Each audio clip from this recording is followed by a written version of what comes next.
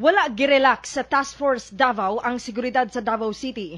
Aron masiguro lamang nga luwas kini, batok sa mga hulga sa terorismo ug sa posibleng himuong spillover sa 5 ka bulang gubat didto sa Marawi City. Kini mao'y gibutyag ni Task Force Davao Deputy Commander Lieutenant Colonel Randolph Cabangbang. Gipalig-on sa armadong kusog ang tanang mga checkpoints ug gipailawom ang mga kasundaluhan ug mga retraining.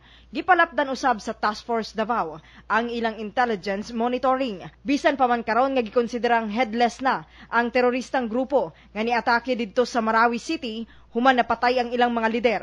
Wala may kumpiyansa ang mga kasundaluhan sa himuong pagpanimalos sa mga kalaban. So in the so many years that we have established Task Force Davao, we've already connected with the different networks. Yung mga grupo po ng mga tao, yung mga driver ng mga bus, the simple citizens po that have been providing us with the different information. But as of now, the trust of our commander is to widen the base of support for information support. Because yun po yung kailangan natin eh. Meron pong continuous na nag-feed sa atin ng informasyon.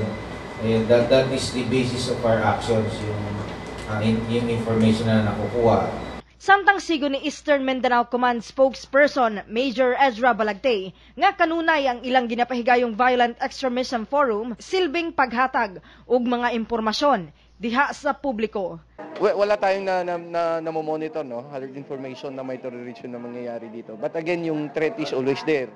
So as I mentioned a while ago, ang area natin is still under martial law at itong mekanismo na na-establish during the declaration of martial law still in effect para ma-prevent natin yung spillover. Kasama mo sa balita, kini si Radyoman ay Miginita. Tatak, RMN. Tatak, RMN.